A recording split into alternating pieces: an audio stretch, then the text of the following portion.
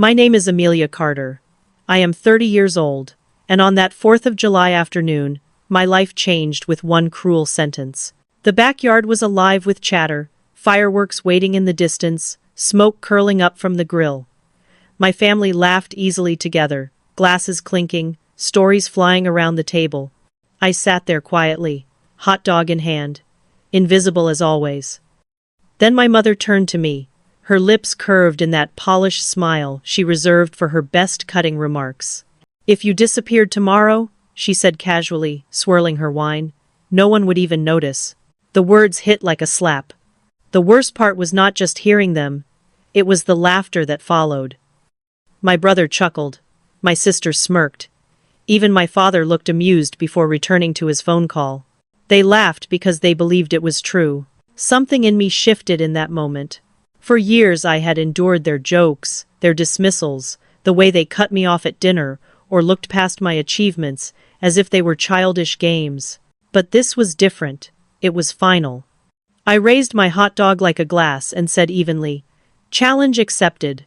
They thought it was a joke. They laughed even harder. But I was not joking.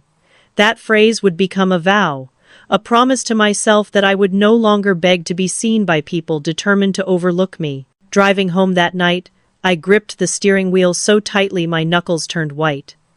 My mother's words replayed in my mind like a cruel refrain. The city lights blurred through my tears. My apartment, usually my safe place, felt like a holding cell. I paced from room to room, restless, each step heavier with clarity. I was done waiting for recognition. I was done shrinking in the shadows of my brother's medical accolades and my sister's legal triumphs. I was done trying to convince my parents that photography was not a silly pastime but my true profession, my voice, my art. That night, the fireworks outside my window seemed mocking at first, then strangely fitting. Independence Day. The nation celebrated freedom. Maybe it was time I claimed mine. At midnight, I picked up my phone and dialed the only person who had ever truly seen me, Veronica, my closest friend since college. When she answered, her voice was heavy with sleep, but the concern in her tone was immediate. "Nat, are you okay?" I surprised myself with the steadiness of my reply. "I'm going to do it, Ronnie. I'm going to disappear." Silence stretched across the line. She sighed deeply. "Because of what your mom said?" "Yes," I whispered. Then, louder, stronger. "Yes, but also no. It's everything. Years of being invisible. Years of pretending it didn't matter. I can't keep trying to be seen by people who never will." We spoke for hours, my words tumbling out in a flood of frustration and resolve. She tried to reason with me at first, suggesting family therapy, confrontation, maybe even a long vacation. But as I laid out the evidence of a lifetime, the ignored birthdays, the untouched portfolio, the backhanded compliments, she grew quiet. Eventually, reluctantly, she understood. "Where will you go?" she asked softly. "Somewhere new," I said. "Somewhere nobody knows me as the disappointing middle child. Somewhere I can start over." That call was the spark. By dawn I had made up my mind. My disappearance would not be a breakdown. It would be a breakthrough. A deliberate choice to step out of the frame where I had never fit and finally capture the world and myself through my own lens. And I would prove them wrong. They would notice. The morning after that call, the weight of my decision sat heavily on my chest, but beneath it was a strange exhilaration. I woke up not to the dull rhythm of invisibility, but to a mission. If disappearing was my challenge, I would make it count. Growing up in my family, invisibility was almost a role I had been trained to play. My father, Harold, had built his accounting firm from scratch, but the cost of that success was absence. His seat at the dinner table was more often empty than filled, and when he was home, the talk revolved around his work, politics, or my siblings' triumphs. Whenever I dared to add something, my words were clipped short, drowned out, or brushed aside.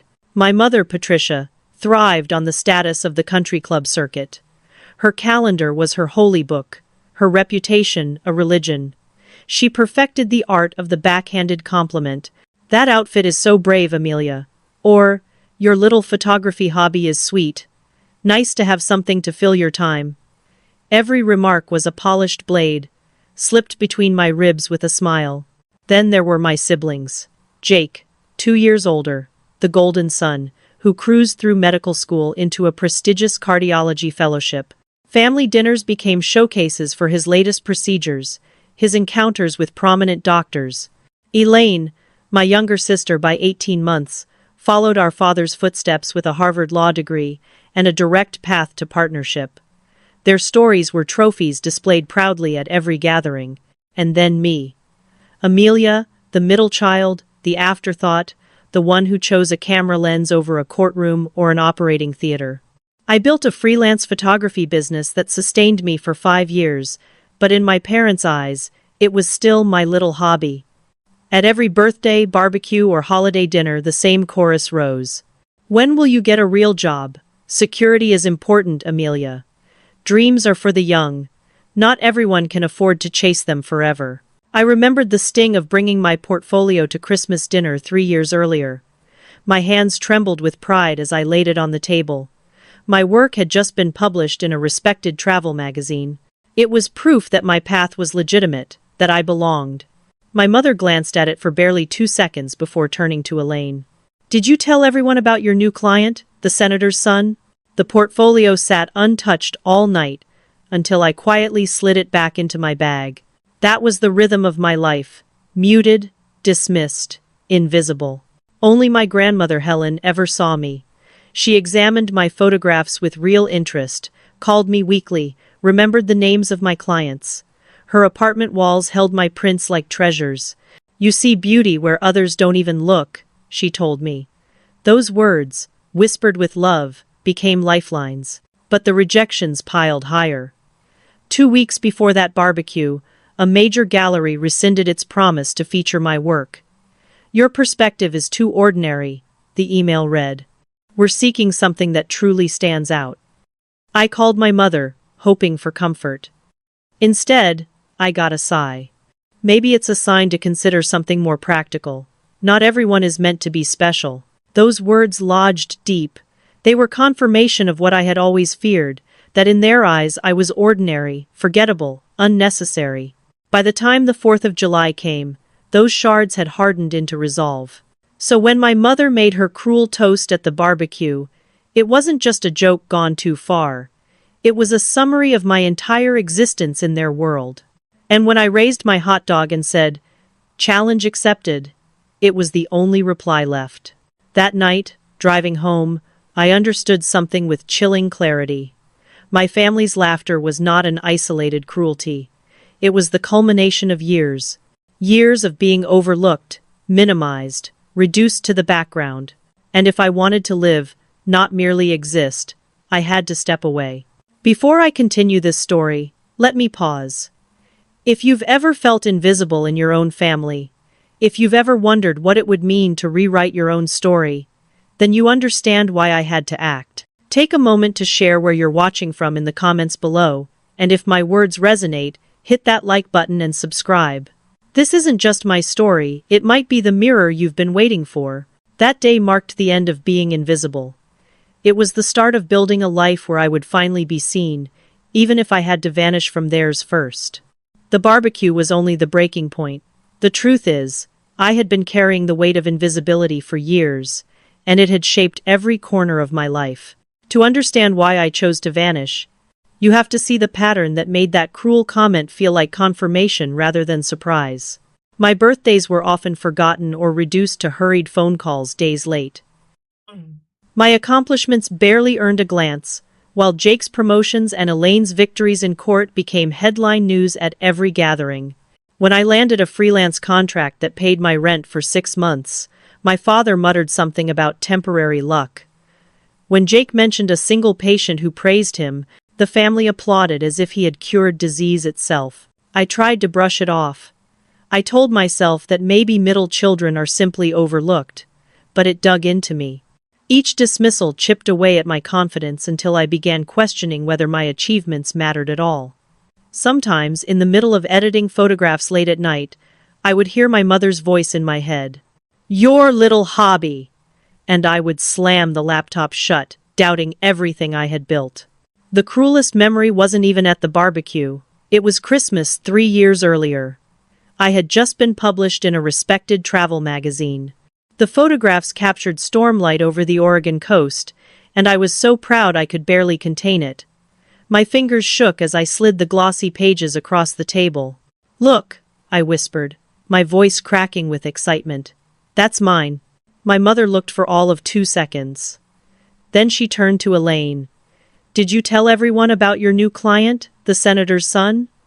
Just like that, my moment vanished. My portfolio sat open on the table, the pages exposed like wounds. No one touched it, no one cared.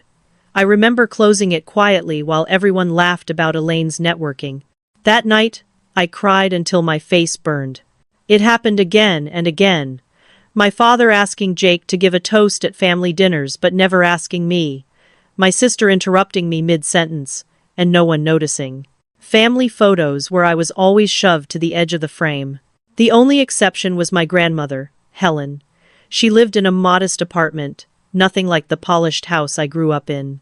Her walls were covered with my photographs, portraits of city streets at dusk, landscapes drenched in light, candid moments of people laughing when they thought no one was looking.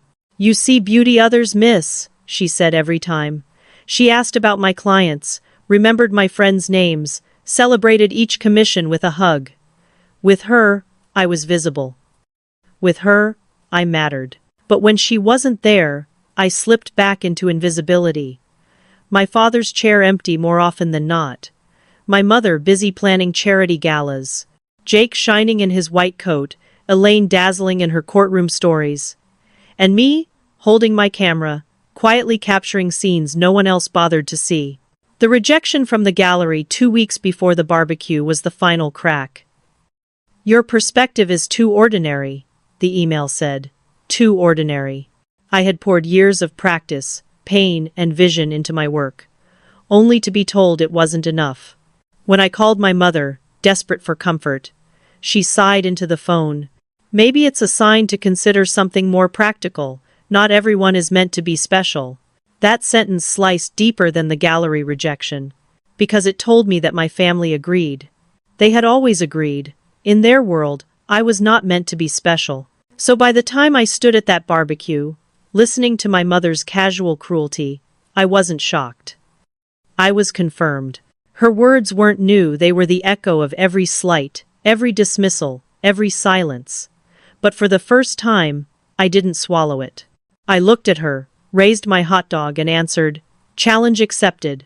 That moment wasn't born in isolation. It was born of years. Years of being invisible, forgotten, diminished. Years of learning that in my family, there was no space for my light. And that night, when I whispered to Veronica, "I'm going to disappear," it wasn't impulsive, it was the only path left. The decision to vanish did not come with fireworks or trumpets. It came quietly, in the middle of the night, after my call with Veronica. I lay awake staring at the ceiling, hearing the echo of my mother's words like a curse. If you disappeared tomorrow, no one would even notice. For once, I stopped fighting it. Instead, I asked myself, what if I did? What if I really disappeared? By dawn, the plan had taken root. It was frightening in its simplicity. I would walk away from everything I had known. No dramatic confrontation, no screaming fight, no demand for apologies that would never come, just silence. I would slip out of the narrative my family wrote for me and start writing my own. Veronica tried to argue, of course. That night she cycled through every alternative family therapy, open letters, a long vacation somewhere warm. But I countered each suggestion with evidence of decades.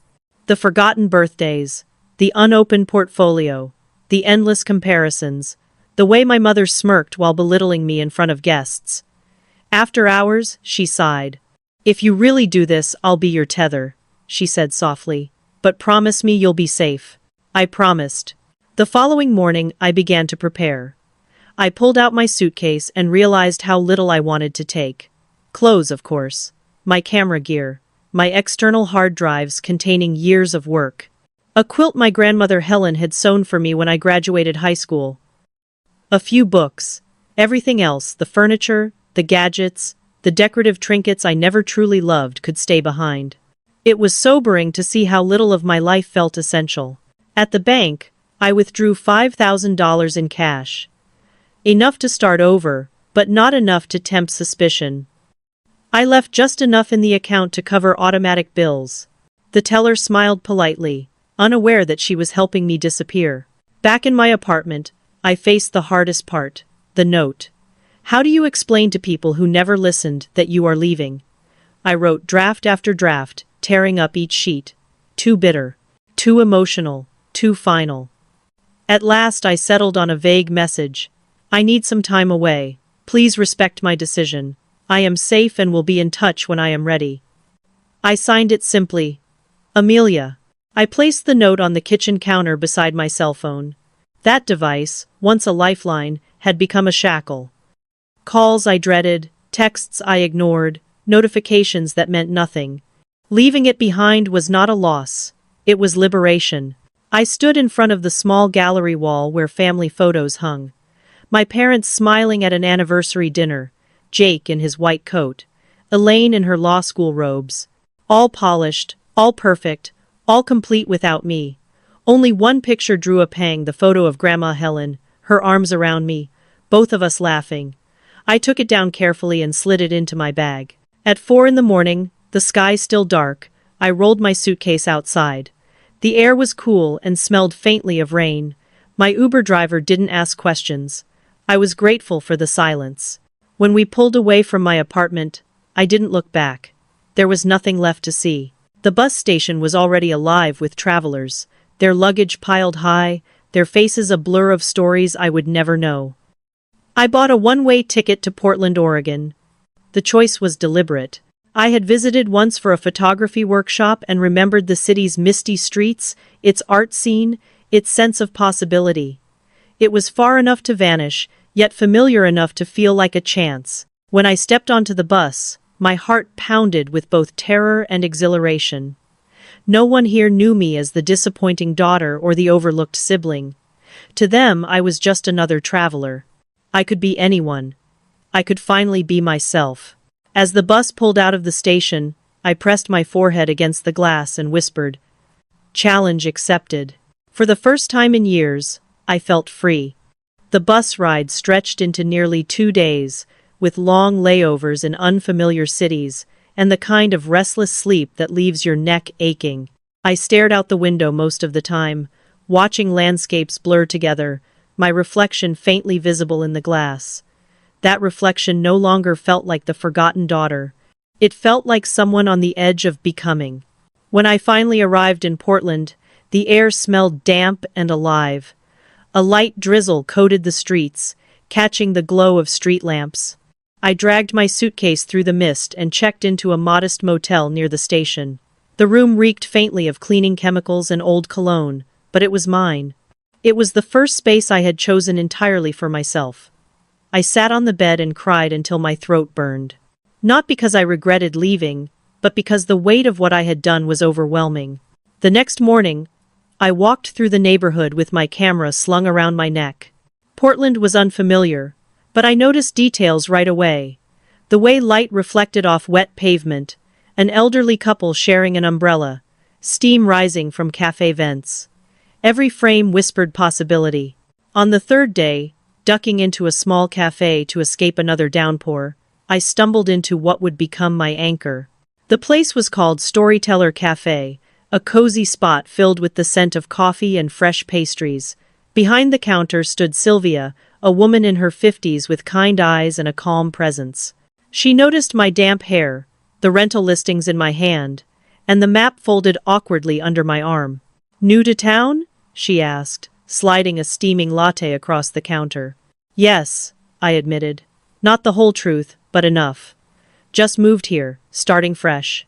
She nodded as if that was the most natural thing in the world. "We all need a restart sometimes. Looking for work while you settle in?" That simple question cracked open an opportunity. By the end of our conversation, she had offered me part-time work. 20 hours a week, flexible shifts, plenty of space to keep building my photography. It wasn't glamorous, but it was stability. It was community. Within days, I was learning how to open the shop, how to steam milk just right, how to memorize regulars' orders. Customers began to remember my name. A man told me, "You make the best lattes." A small compliment maybe, but it was the first genuine praise I had heard in years. Being seen, even in such a small way, was intoxicating. After work, I wandered with my camera.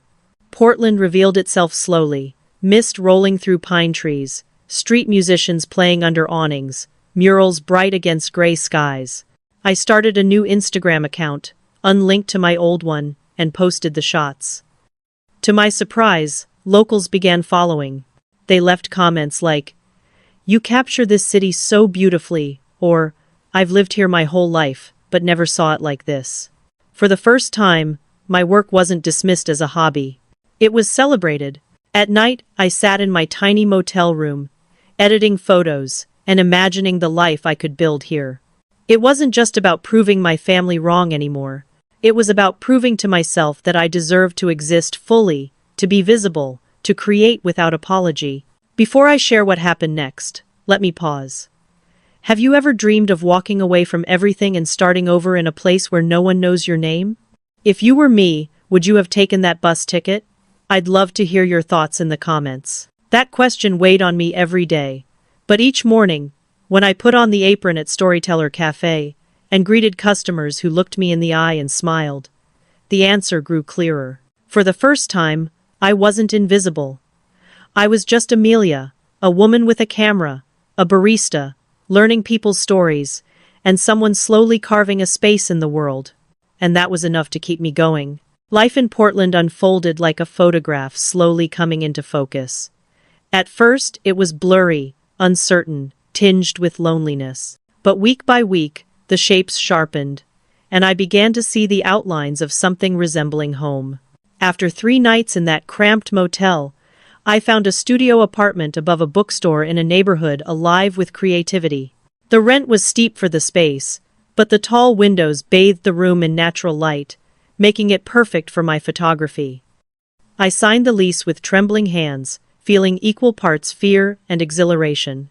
This was the first place in my life where every detail, every choice, was mine alone. At the Storyteller Cafe, Sylvia quickly became more than a boss. She became a mentor, and in some ways, a second mother.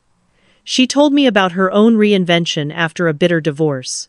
"I thought I was too old to start over," she confided one morning as we stocked pastries. "Turns out, you're never too old to write a new chapter." Her words sank deep, feeding the fragile seed of hope inside me. Through Sylvia, I met Diana, a blunt but warm-hearted baker who supplied pastries to the cafe. She teased me constantly about my clumsy latte art, but never once dismissed my photography.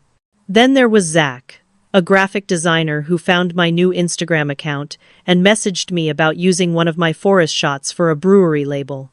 We met to discuss the project and ended up talking for hours. His passion for design, his unfiltered honesty, his encouragement, all of it made me feel seen in a way I hadn't expected. Slowly, I built a circle. We hiked misty trails together, attended gallery openings, and shared meals that stretched late into the night. For the first time, I was surrounded by people who didn't measure my worth against a resume or a paycheck. They valued my art. They valued me. Back at the apartment, my elderly neighbor Frank became an unlikely companion. A retired English professor, he had lost his wife the year before. We began a Sunday morning ritual of coffee on his balcony. He spoke about poetry, about grief, about the small details of life most people overlooked. One morning, he said something that would change the way I saw my work. The best photographs, like the best poems, reveal the extraordinary within the ordinary. That line became a compass. I stopped chasing postcard-perfect images and started seeking hidden beauty. A barista's hands pouring foam, a child jumping into a puddle, the way light cut through raindrops on glass. My Instagram grew faster than I ever imagined. But more importantly, I felt my artistic voice strengthening. At night, though, when the city quieted, doubts returned. Had my family even noticed I was gone? Did my mother regret her words? Or was she still laughing about them over cocktails? I kept those questions locked inside, never voicing them to Zach or Sylvia. The wound was too raw. But when the doubts threatened to consume me, I would look around my little studio. Photographs lined the walls. Fresh flowers from Sylvia sat on the windowsill. A handwritten note from Diana: best lattes come with worst foam hearts, love you anyway, was pinned to my fridge. For the first time, I felt like I belonged. I still spoke with Veronica once a month. She was my lifeline back to the world I had left. She never betrayed my secret, though she admitted the pressure was growing. My grandmother called her weekly, desperate for news. My mother had begun leaving voicemails, her tone more irritated than worried. My father, true to form, framed my absence in financial terms. She can't last long without real income, he had said, according to Veronica. Hearing those words should have hurt. Instead, they hardened my resolve. They still didn't see me. But here in Portland, strangers did, friends did. And maybe, finally, I was starting to see myself. Every day I walked to work, camera bouncing against my hip, I felt the old life slipping further away. I wasn't invisible here. I was Amelia. I was visible, present, and slowly rewriting my story. 3 months passed in Portland, and with each sunrise, I felt myself peeling away layers of invisibility. At first, the change was subtle, walking taller, speaking louder, allowing myself to laugh without shrinking.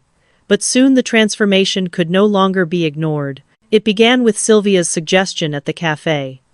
"That blank wall near the corner," she said one afternoon, nodding toward the space customers always passed on their way to the register. "It's begging for beauty. Why not hang your photos there?" The idea terrified me. My family had dismissed my art so often that the thought of strangers judging it made my chest tighten. Still, I agreed. A week later, I hung a small collection of prints. Rain-drenched streets, golden light filtering through pine branches. A candid portrait of Frank, sipping coffee on his balcony. To my shock, customers stopped to look. They asked about prints, inquired about commissions, even bought pieces straight off the wall. The corner of Storyteller Cafe became my first gallery. Within weeks, I was reducing my cafe hours to make space for photography work. The girl whose family had laughed at her little hobby was suddenly being paid to capture beauty others couldn't see. My confidence swelled, but not recklessly. It was built carefully, like a house on solid stone. Therapy with Dr. Winters helped. Zach had recommended her, saying she had guided him through his own family scars. From the first session, she was different from the therapists I had half-heartedly seen back home. She didn't coddle me, didn't dismiss me. She listened, then asked sharp questions. "What were you hoping to discover?" she asked once. "By removing yourself from your family's narrative?" The precision of her words stunned me. I had been so focused on what I was escaping that I hadn't considered what I was running toward. Each session, we unraveled another knot, the difference between disappearing and creating distance, between running away and choosing freedom. She told me, "Your family trained you to doubt your worth. That training was wrong. Part of your work now is to build new beliefs from accurate information." Those words echoed through me long after I left her office. Slowly, I began to see that disappearing hadn't been weakness. It was strength. It was reclaiming sovereignty over my own life. 6 months after the barbecue, my friends surprised me with a celebration at the cafe. Zach had designed a poster of one of my forest prints. Diana brought pastries shaped like cameras, and Frank toasted me with his coffee mug. "To Amelia," he said, "who reminds us all to see what we've been overlooking." The cafe erupted in applause. For the first time in my life, I felt truly, unapologetically visible. That night, alone in my studio, I called Veronica for our monthly check-in. She hesitated, then told me what I both expected and dreaded. My grandmother was the only one truly worried. My parents had filed a police report weeks after I vanished, but their efforts seemed more about appearances than concern. Jake and Elaine carried on with their lives. "Honestly," Veronica whispered, "it's like they've already moved on." Her words hit me hard. A mix of vindication and grief washed over me. Hadn't this been the challenge all along? My mother said no one would notice.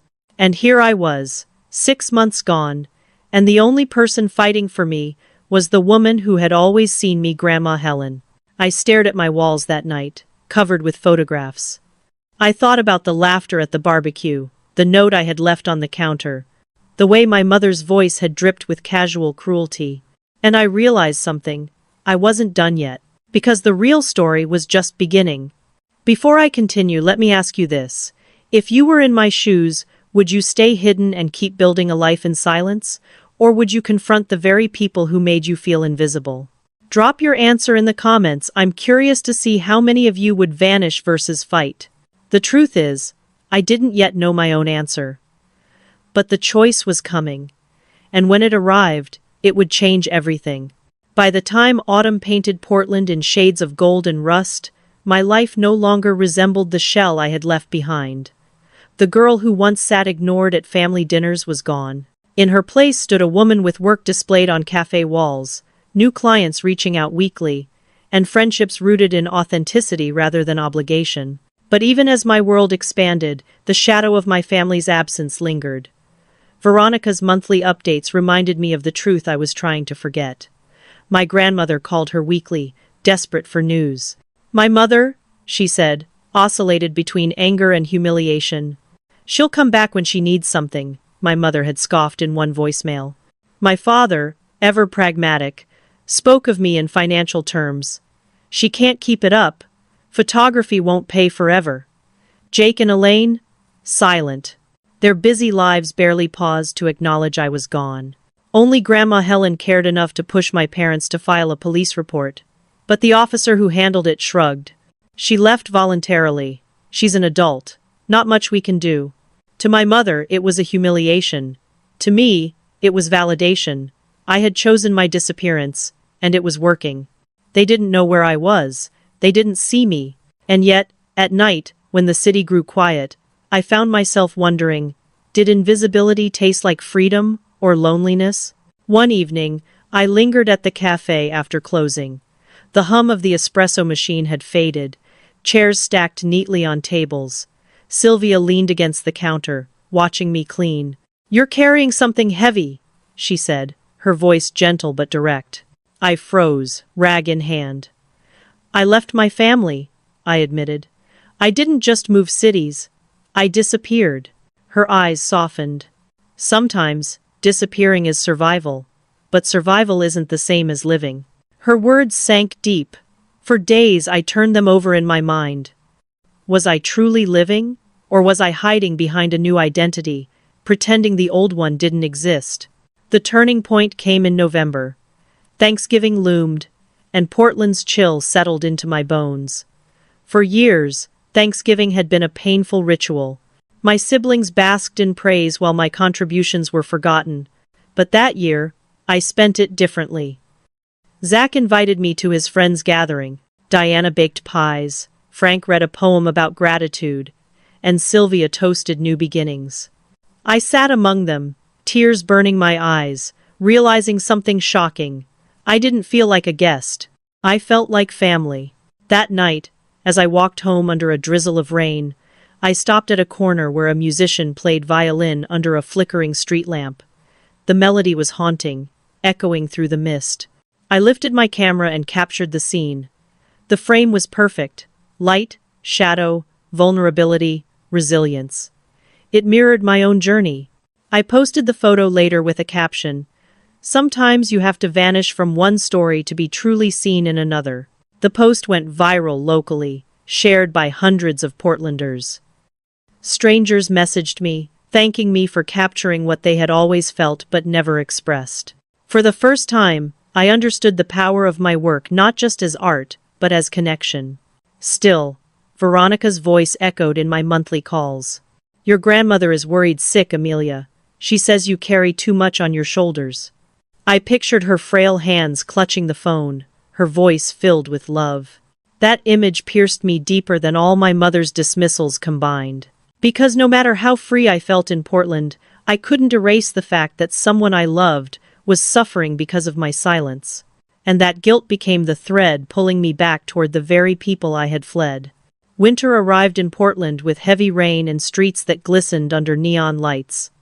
Inside my studio, the radiator hissed softly as I edited photos late into the night. My work was improving, sharper, more deliberate, more alive. I no longer chased validation. Instead, I sought authenticity. Every frame felt like a small victory, but my family's silence still hovered at the edges of my new life. Veronica's monthly calls carried fragments of updates, like pieces of a puzzle I wasn't sure I wanted to complete. They filed a police report after about 3 weeks, she told me once. But honestly, it sounded more like a performance. Your mom insisted you were just being dramatic. Your dad barely reacted. Jake and Elaine, well, they went back to their routines. The words stung, but they also confirmed what I had always suspected. Their world spun perfectly without me.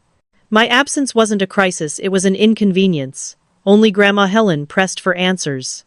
She called Veronica weekly, her voice tight with worry. Natalie wouldn't leave without telling me. Something must be wrong. I ached for her, but I couldn't break my silence. Not yet. Meanwhile, Portland embraced me. Customers at the cafe asked about my art. Zach connected me with new clients. Frank encouraged me to publish a small collection. Diana baked a cake shaped like a camera lens for my birthday, laughing as she handed me the knife. That night, as candles flickered and my friends sang, I realized something astonishing.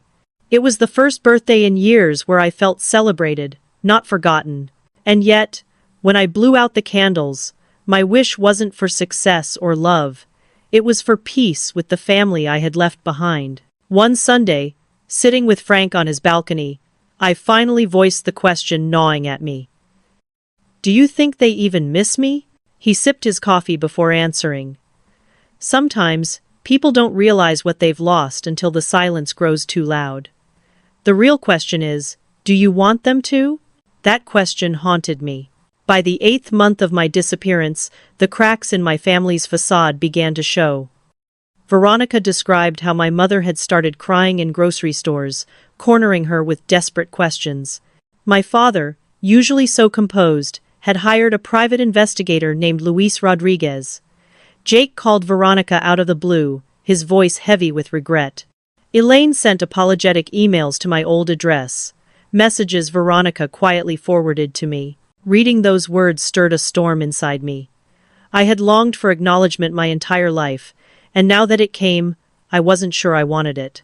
One evening, staring at my photographs pinned across the wall, I asked myself, if they came looking for me now, what would I say? Would I let them in, or shut the door forever? Before I reveal how I answered that question, let me turn it to you. If your family dismissed you for years, then came searching only after you vanished, would you forgive them?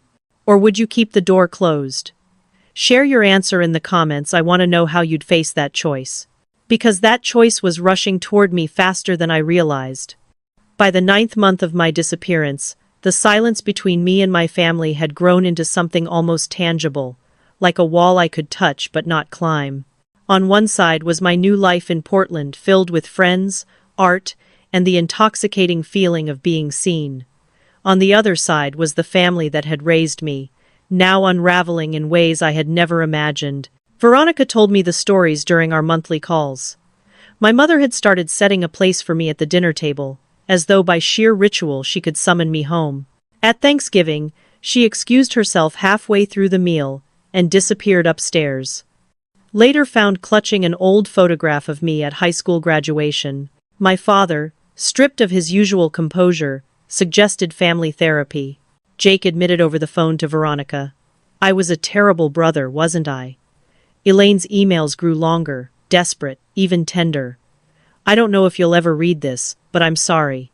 I spent so much time trying to shine for them that I didn't realize I was casting a shadow over you. Hearing those words should have satisfied me. For years, I had craved acknowledgement, validation, even guilt. Now I had them all. But instead of triumph, I felt a hollow ache. Because apologies delivered into the void don't erase years of silence. They only remind you of how long you went unseen. Meanwhile, my own life was blossoming. The cafe wall exhibit led to a commission for a local hotel. My Instagram following grew steadily, and with it came more opportunities. Zach pushed me to take risks. Diana reminded me to celebrate each victory, and Frank kept me grounded with his gentle wisdom. "The past will always echo," he said one Sunday morning as we sipped coffee on his balcony.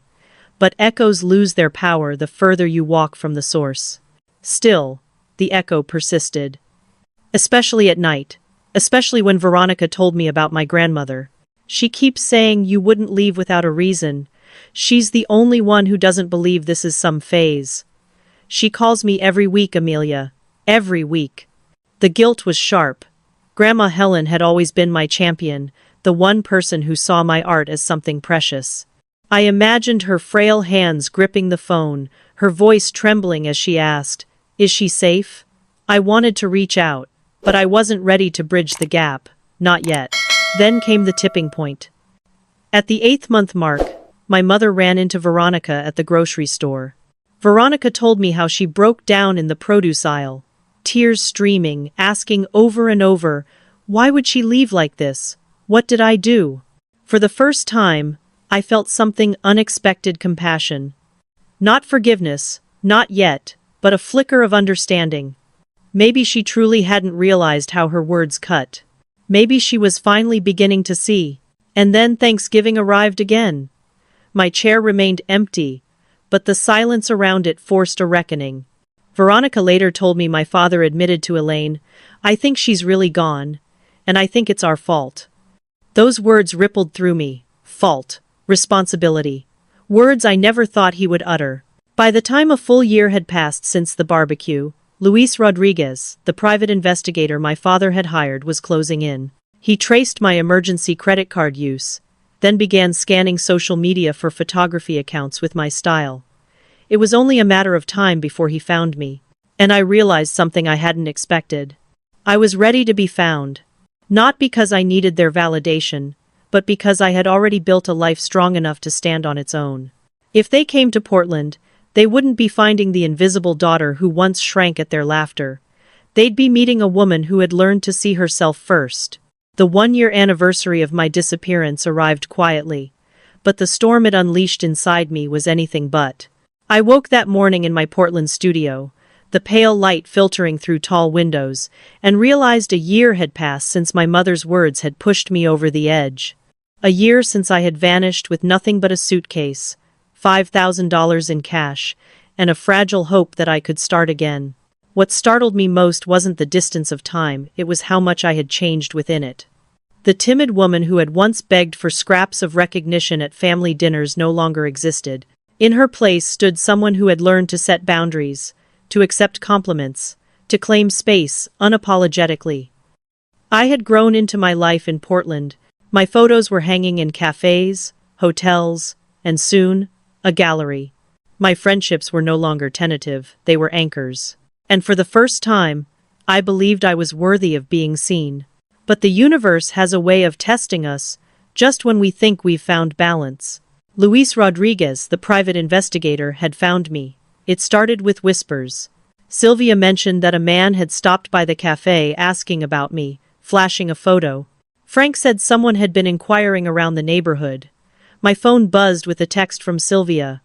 "A man came by today, said he was looking for you. You okay?" My heart raced, but I wasn't afraid. Not like I would have been a year ago. Instead, I felt something unexpected: readiness. For months, Dr. Winters had guided me through the painful process of untangling my family's hold on me. "You've built a life strong enough to withstand their presence," she reminded me in one session. "Now the question isn't if they'll see you, it's whether you'll let them." That night, I sat on my bed staring at the quilt Grandma Helen had made for me, tracing the stitching with my fingers. I thought about her weekly calls to Veronica, her belief that I wouldn't just vanish without reason. She had been my only consistent advocate, and she was 82 now. How much time had I wasted keeping her in the dark? The thought broke me. Days later, the inevitable happened. My family walked into my gallery opening in Portland. The exhibition was titled Invisible Visible, a collection of photographs capturing overlooked beauty in ordinary life. The room buzzed with conversation, the air thick with the scent of wine and fresh paint.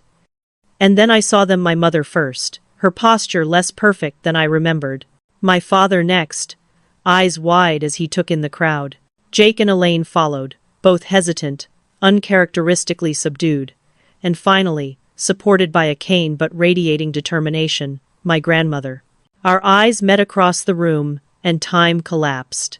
The reporter interviewing me noticed my sudden distraction. "Friends of yours?" she asked. "Family," I said, the word strange on my tongue. I crossed the gallery floor slowly, each step heavier than the last. When I reached them, my grandmother pushed past everyone else and pulled me into a hug that shook my resolve. "I knew you were okay," she whispered fiercely. "I felt it. But seeing you is better." In that moment, I realized something. I was no longer the invisible daughter. I was the woman who had built a life worth stepping into. The gallery wasn't the place for the reckoning we needed, but I knew it was coming. And for the first time in my life, I wasn't afraid of it. The morning after the gallery opening, I woke with the weight of anticipation pressing against my chest. Today, for the first time in over a year, my family would step inside my world, not the polished home they had crafted for appearances, but the small studio I had built from scratch. It was a collision I had both dreaded and longed for. At precisely 10, there was a knock at the door. When I opened it, all 5 of them stood there. My mother clutching her handbag tightly, my father with his usual rigid posture, Jake and Elaine shifting uneasily, and my grandmother steadying herself with her cane, her eyes locked on mine with fierce love. The silence when they entered was suffocating. My tiny apartment suddenly felt crowded, the air thick with everything unsaid. They glanced around at the walls lined with photographs, the plants thriving in sunlight, the books scattered on the table. This was my sanctuary, and they were intruders, yet I stood taller than I ever had before. "How did you find me?" I asked finally. My father cleared his throat. "We hired someone, a private investigator. He tracked your social media, followed leads, asked questions. And here we are." I pictured Sylvia's wary text, the investigator's face flashing my photo at the cafe, and for a moment anger flared. But it was quickly replaced by something stronger. Resolve. "You've built quite a life," my mother said, her voice laced with surprise. She gestured to my photographs. "It's impressive." "Yes," I replied evenly. "I have." Elaine's composure cracked first. "Why, Amelia? Why would you just vanish? Do you have any idea what you put us through?" The old me would have crumbled, apologizing, shrinking under her accusation. But not anymore. I met her gaze steadily. "Do you have any idea what you all put me through? Years of being overlooked, dismissed, treated as if I didn't matter. Mom literally said no one would notice if I disappeared, and you all laughed." Jake winced as though struck. My mother's eyes filled with tears. "I was joking," she whispered. "I never thought you'd take it seriously." "It wasn't just that day," I said, my voice steady. "It was every birthday forgotten, every portfolio ignored, every backhanded compliment. The barbecue was just the final straw." My father, uncomfortable with emotion, grasped for practicality. "But your photography, are you making a living with this? Is it sustainable?" I almost laughed. Even here, even now, he sought numbers instead of connection. "Yes, Dad, my little hobby is now a business. I have commissions, exhibitions, a waiting list for portraits. I'm not surviving. I'm thriving." Grandma Helen reached for my hand. "Your work is beautiful, Amelia. It always has been. I've missed you every single day. But I understand why you left." Her words, simple and honest, broke something open inside me. I squeezed her hand tightly. We talked for hours. My mother cried, confessing that she had never valued art because her own parents dismissed it. My father admitted he had abandoned painting for accounting, and dismissing my photography was easier than facing his regrets. Jake apologized for his arrogance. Elaine confessed her jealousy. By late afternoon, exhaustion settled over us. My mother asked tentatively, "Will you come home, even just to visit? We want to do better." I shook my head gently. "Portland is my home now. I'm open to rebuilding something new with you. But I can't go back to what was. For the first time, my mother didn't argue. She simply nodded. Whatever you need, she said softly. We just want you in our lives again. As they left, Grandma lingered behind. You stand taller now, she said, kissing my cheek. You've found your strength. I had to leave to find it, I whispered. And maybe, she said with a knowing smile, you had to leave so they could find theirs too. What none of us knew then was that this fragile reconciliation was only the beginning. Because the moment they re-entered my life, the past came rushing in with them, bringing truths none of us were prepared to face. Before I reveal what came next, let me ask you this. If the people who hurt you finally begged for a second chance, would you open the door? Or would you keep it closed forever? Share your answer below, because the next part of my story might just make you rethink your own. 3 months after that first confrontation in my studio, an invitation arrived that I never expected. Thanksgiving. Not the Portland version with friends and laughter, but the one back home, at the same table where I had once been invisible. The invitation came through Grandma Helen, of course.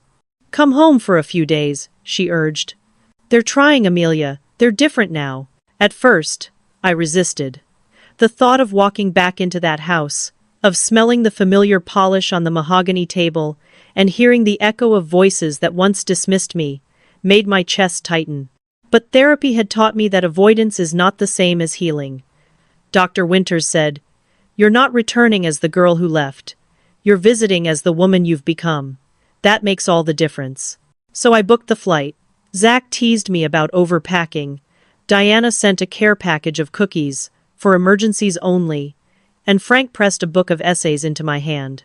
"Read these when the silence feels too heavy," he said. Sylvia hugged me tight. "You're coming back, right?" she whispered. "Wild horses couldn't keep me away," I promised. The flight felt like moving backward in time.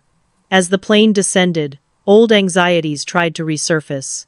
The urge to shrink, to apologize, to beg for space at a table already full. But I reminded myself this was not a return to the past. This was a test of the present. My father met me at the airport. He hesitated before hugging me, his awkwardness almost comical. "Your mother has been cooking for days," he said, gripping the wheel tightly as we drove through familiar streets. "She's nervous." "I'm nervous too," I admitted. The honesty surprised us both. When we pulled into the driveway, the house looked unchanged. The colonial facade still loomed like a monument to perfection. My mother stood at the door, her posture stiff, her smile trembling. "Amelia," she said, her voice catching. "Welcome home." Inside, the scene felt surreal. Jake and Elaine greeted me with a warmth that bordered on overcompensation. My mother had laid out dishes she hadn't cooked in years, my childhood favorites. My father tried small talk, fumbling through questions about my business. And Grandma Helen, perched in her armchair, beamed at me like I was the only person in the room. At dinner, the silence was unbearable. Every word felt rehearsed, every gesture strained. Finally, Grandma broke through the facade. "For heaven's sake," she snapped, slamming her fork down. "Stop pretending we're a painting." She didn't come back to play dress-up in a Norman Rockwell portrait. Her words cracked the shell. Laughter broke out, hesitant at first, then genuine. Conversation loosened. My mother asked about my photographs. My father listened, truly listened as I explained my creative process. Jake confessed he had scaled back his hours at the hospital to find balance. Elaine admitted she had started volunteering at a legal aid clinic, searching for meaning outside billable hours. Later that night, my mother led me upstairs to my old room. It was preserved like a museum exhibit, high school photos, outdated books, even faded concert tickets still pinned to the bulletin board. On a shelf, hidden behind textbooks, I found a shoebox filled with my old photographs. "I saved them," my mother said quietly from the doorway. "I didn't understand them then. But when you left, I looked at them every day, trying to see the world the way you did. I think I finally understand." Her admission stunned me. For the first time in my life, my mother wasn't dismissing my art, she was cherishing it. That Thanksgiving weekend was filled with fragile breakthroughs. My father showed me his old paintings, tucked away for decades. Jake shared his fear of waking up at 50 with nothing but work to show for it. Elaine admitted she had always been jealous of my certainty, even if she never saw that I was drowning in doubt. When I boarded the flight back to Portland, I wasn't healed. But I was hopeful. The door wasn't wide open, but it was cracked, and sometimes that's enough to let light in. Returning to Portland after Thanksgiving felt like stepping back into the life I had carefully built, a life that fit me like a second skin. My studio greeted me with the warm glow of morning light, the plants thriving in their window seats, and the photographs pinned across the walls like a visual diary of freedom. Yet, something had shifted. For the first time, I had walked back into my family's world and returned without losing myself. That realization was as empowering as it was unsettling. 3 months passed quickly. During that time, my photography career soared. My first book, Seeing the Invisible, went into final edits. Zach became my business partner, managing contracts and marketing. Diana opened her own bakery, decorating the walls with my prints. Frank published a new book with my images woven between his essays. And Sylvia, steady, nurturing Sylvia, remained the heartbeat of my chosen family. But the ripples of reconciliation with my biological family continued. Weekly phone calls with my mother turned into something startlingly new. She listened. She didn't criticize or dismiss. Sometimes she admitted regrets. "I miss so much trying to make you someone else," she confessed once. "I'm trying to see you now, really see you." My father had retired from the accounting firm and dusted off his old paintbrushes. We spoke occasionally about art techniques, about how he used to lose himself in color before trading it for numbers. Jake scaled back his practice, prioritizing rest over endless shifts. Elaine left her corporate firm entirely, dedicating herself to legal aid. And Grandma Helen, my anchor through it all, visited Portland every few months, blending seamlessly with my circle of friends. When the day of my book launch arrived, I stood in my studio, surrounded by advanced copies. The title stared back at me, Seeing the Invisible. It was more than a book. It was the story of my life etched in images. That evening, my family arrived at my apartment, their arms full, my father carrying one of his new paintings as a gift, my mother clutching wildflowers, Jake and Elaine offering tentative smiles, and Grandma Helen beaming with pride. We walked together to my favorite restaurant, where my Portland family was waiting. Watching the two worlds merge, my blood and my chosen, was surreal. Sylvia hugged my mother. Frank discussed literature with my father. Zach cracked jokes with Jake. For once, I wasn't balancing between identities. I was whole. As dessert arrived, my mother raised her glass. "To Amelia," she said, her voice steady, who had the courage to disappear so she could truly be seen. Tears filled my eyes, but this time, they weren't born of invisibility. They were gratitude, recognition, love. Later, walking home in the cool evening air, Grandma took my arm. "Do you remember what I told you after the gallery, about true strength being knowing when to return?" I nodded. She smiled knowingly. I was wrong. True strength is learning how to exist in both worlds without losing yourself. And you've done it, Amelia. You've built something so brave. That night, as I tucked the wildflowers into a vase and set my father's painting on the shelf, I realized my story had come full circle. I had disappeared not to vanish forever but to become visible to myself first. And now, finally, to others. But the greatest twist wasn't that my family had changed, it was that I no longer needed them to. Their recognition was welcome, but not essential.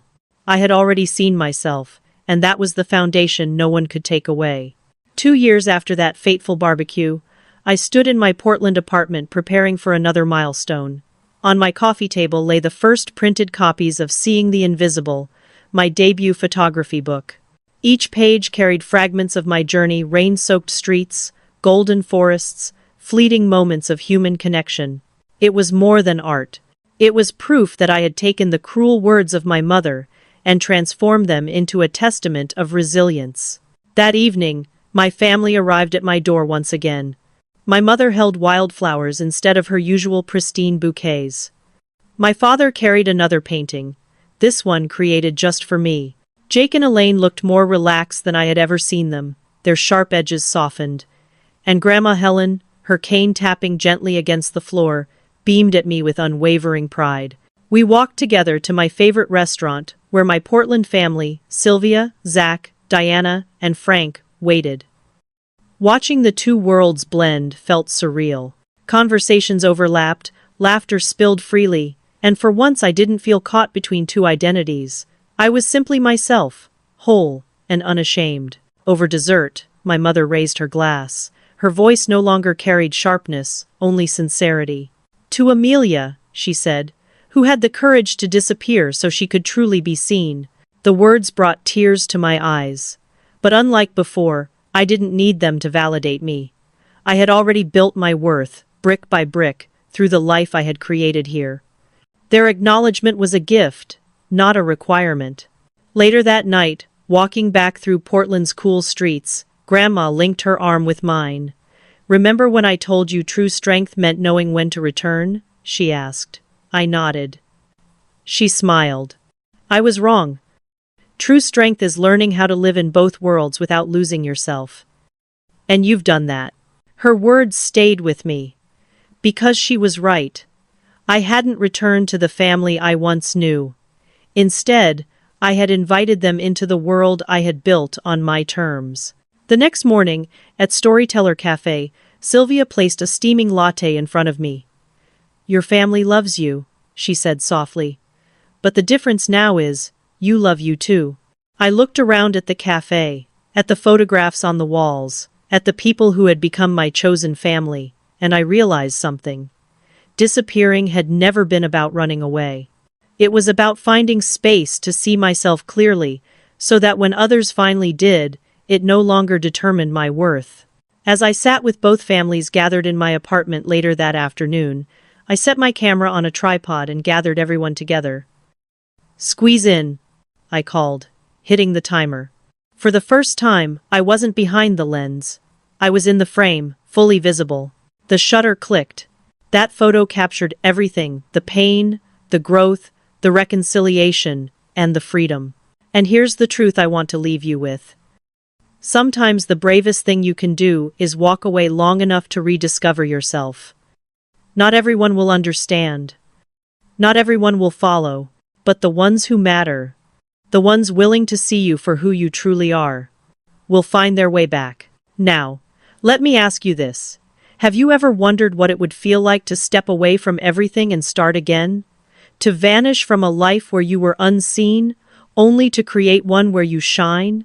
If that question stirs something inside you, then don't just stop here. Watch the next story I've shared. It might give you the courage to take your own first step. Because sometimes, disappearing is not the end, it's the beginning. As I look back now, the memory of that 4th of July barbecue feels distant, like a faded photograph left too long in the Sunday. My mother's cruel words, "If you disappeared tomorrow, no one would even notice," once pierced me like glass. But now, I see them differently. They were the catalyst, the spark that forced me to step away, to vanish just long enough to learn how to see myself. Disappearing was never about punishing my family. It was about creating space to breathe, to grow, to build a life where I was not invisible. Portland gave me that gift, a place where strangers became family, where art became my voice, and where self-worth no longer depended on the approval of people who refused to see me. When my family finally stepped back into my life, they didn't find the invisible daughter they once dismissed. They found a woman standing tall, surrounded by love, purpose, and freedom. And though reconciliation has been imperfect, it has been real. Boundaries hold, voices are heard, and connections fragile yet genuine have begun to grow in the cracks where silence once lived. The greatest lesson I've learned is this: visibility begins within. No one else can hand it to you, and no one can take it away once you've claimed it. Disappearing taught me that. Rebuilding taught me that. And now, every time I lift my camera and capture overlooked beauty, I remember I was never invisible. I simply needed to step into the light. And so the story ends not with disappearance but with emergence, not with bitterness, but with clarity. Everyone is visible, everyone is seen,